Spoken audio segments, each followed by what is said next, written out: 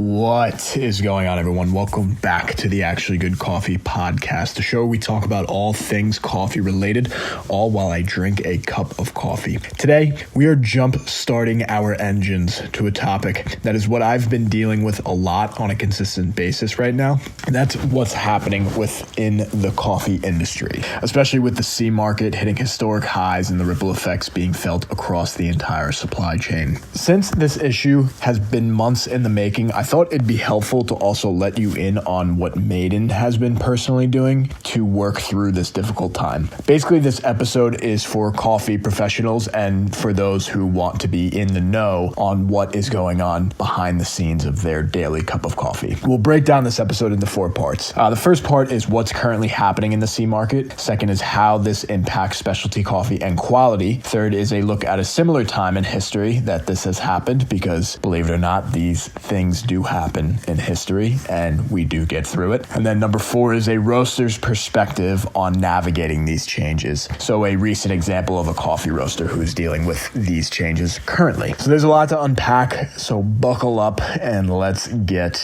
into it. So let's start with the state of the C market. This information comes from a January 9th article by Sarah Charles at Coffee Intelligence. Henry Wilson, founder of Coffee Intelligence, says it best when he states that specialty coffee industry is in a crisis of sorts. Luckily for John Wilt, this crisis is hitting roasters and exporters harder than producers. Here's the situation at a glance. Coffee prices are skyrocketing, with Arabica prices closing in on $3.28 per pound as I am recording this now. To put that into perspective, in January of 2024, it was around $1.85, so $1.85. So that's a 77% increase in 12 months. Interest rates are high and the market is oversaturated with roasters. In response to this, business owners are now shifting focus from romantic ideals of sourcing high-quality niche coffee to operational efficiency. What does that look like for roasters? This means to survive, they are forced to prioritize cost and scalability over quality and are redefining their sourcing strategies. Examples of this can look like buying cheaper coffees,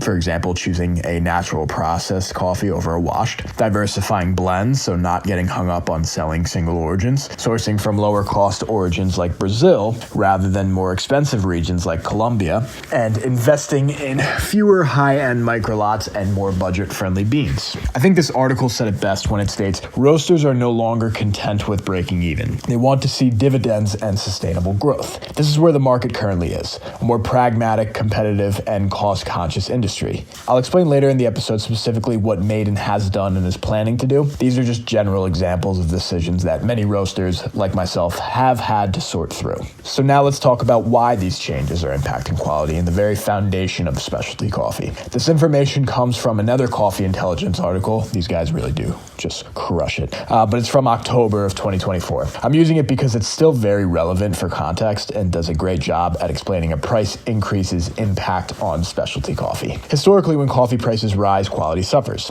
Why? Because financial incentives for producers shift. As Carl Weinhold, a researcher and author of Cheap Coffee Behind the Curtain of the Global Coffee Trade, explains, when the price of regular quality coffee is relatively high, the extra investment for producing high quality coffee often doesn't make sense. Here's what happens during price increases like this. Producers focus on quantity over quality to stabilize their cash flow during high price periods. Practices like selective picking or delivering parchment are deprioritized, leading to lower quality coffee. That's just a basic extra step that farmers do on the ground level to ensure their quality. For green coffee buyers, rising costs often mean compromising on quality by sourcing lower grade beans, kind of like what I was saying before. And for small coffee companies like Maiden, this means either raising prices or using blends that are easier to find, oftentimes decreasing the quality of the coffee. This creates a paradox. Specialty coffee is supposed to deliver exceptional quality and value, but high prices can force even the most quality-driven producers and roasters to make tough compromises. Take this example. During price spikes, some producers adopt less meticulous practices, such as picking all cherries at once rather than selectively. While this boosts short-term profits, it undermines the long-term quality standards that specialty coffee is built on. The result? A challenging landscape where everyone, from producers to roasters, has to balance financial realities with sticking to their mission of delivering exceptional coffee. Now again, I include this article because although it was written in October when coffee was $2.50 a pound, I wish. It gives us a good picture of what can happen and did happen in the coffee industry. So now let's take a step back and learn from our past. History doesn't repeat, but it often rhymes. And the coffee market is no exception. Understanding how it responded in those moments can offer valuable lessons for the current market and for business owners like me who are still new to this. This is an interview with Doug Bachman, who entered the coffee industry in the 1970s, when it was deemed as one of the worst possible moments in the industry's history due to the severe frost in Brazil.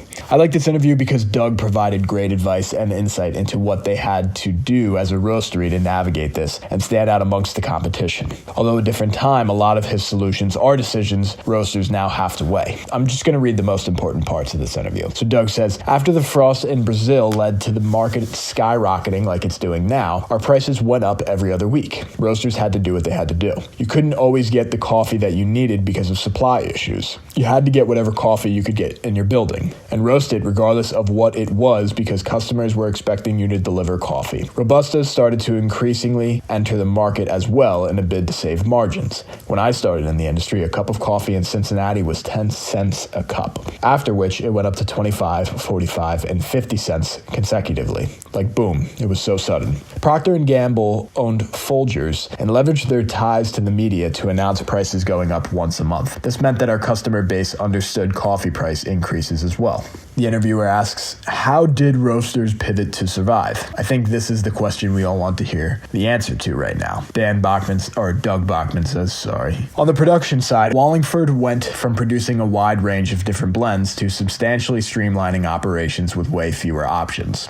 Around 1980, when I became plant manager, I realized that it was too expensive to bring in 8 different types of green coffee, because some coffees will sit there for 30 days, which we're paying for in 7. What we needed to do was make one blend for our operations to remain sustainable. And so that's what we did. We made that blend with 3 different types of green coffee: Brazil, Washed Mexicans, and Indonesian Robustas. We cranked out that same blend all day long. Our cash flow situation got much better because we could get coffee out of New York and New Orleans in a day or two back in those days, just in time. The reason I love this perspective is that businesses face tough decisions in times like these, whether they want to or not. Many turn to cheaper blends and origins to manage costs, creating tension between maintaining quality and staying afloat financially. Doug continuously emphasizes the point that his company was one of the few to survive this time because he made the decision to minimize his inventory and offerings. This may not be the solution for everyone, but I think it's something to keep in mind as a roastery who also has about 8 different blends or origins on hand. Another time in history comes from an LA Times article that was written in July of 1994 about yet another frost in Brazil that devastated the industry. In 1994, Brazil, the world's largest coffee producer,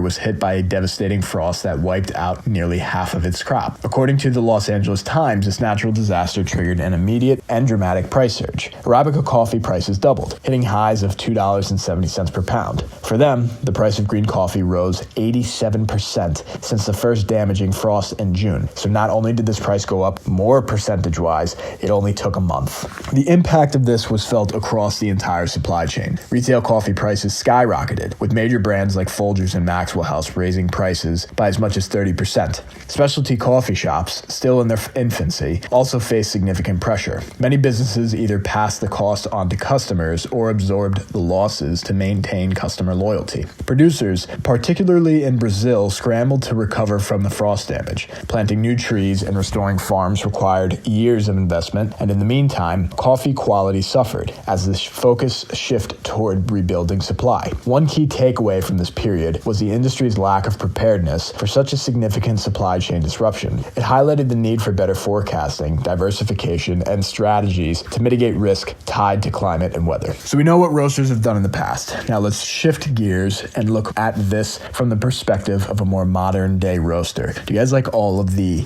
car-related metaphors that I'm making during this episode? I know hearing my perspective is the whole point to having this podcast, but it's also refreshing hearing another roaster's experience experience and perspective on what's going on. Snowy Owl Coffee Roasters, a specialty coffee roaster based out of Massachusetts, recently published a blog discussing how they're navigating the current price surge, and it sounded a lot like how we at Maiden are feeling, so I thought I'd share. Here are some of their key strategies. Adapting blends. Instead of sourcing only high-end single origins, they're incorporating lower-cost coffees into their blends to maintain affordability without sacrificing too much on quality. Transparency with customers. They've been upfront about rising costs, explaining price increases and the challenges they're facing. Investing in relationships. While some roasters are moving away from relationship-based sourcing, others, like Snowy Owl Coffee Roasters, see value in doubling down. By working closely with trusted producers, they're ensuring consistent quality even as the market dynamics shift. One point they emphasized is the importance of educating consumers.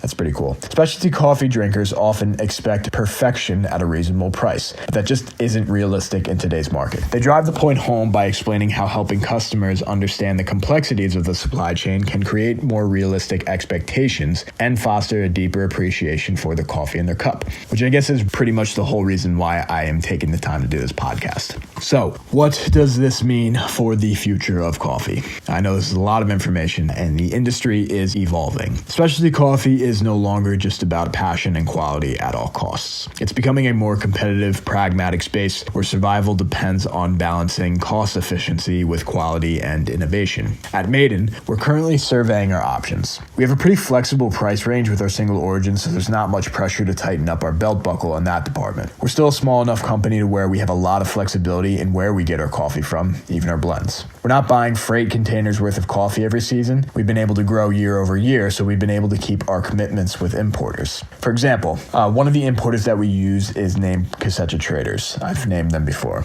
This is a collective we work very closely with, as their coffee is used within one of our main coffee blends. We were looking to buy about 20 bags from multiple farms, but one of the farms actually sold before we were able to purchase any coffee. This was due to their reasonable concern with selling their product as such a high premium. Unfortunately, we hadn't engaged in any written contracts, so their coffee was picked and sold almost immediately to the first potential buyer in their area. Now we're only receiving half the amount of bags I had intended. In order to temporarily mitigate this cost, I'll have to look to other organizations to fulfill our coffee inventory this season. It's not necessarily a good or bad thing, it's just more of a lesson for myself that if you want to ensure you're receiving your intended coffee purchases, you should always look to have some form of written agreement or down payment in place to secure your spot. It's just part of business. So as a coffee lover, you might feel these changes in the price of your morning cup or the flavor profile of your favorite blend. But you can also play a role by supporting roasters and producers who prioritize transparency, sustainability, and quality,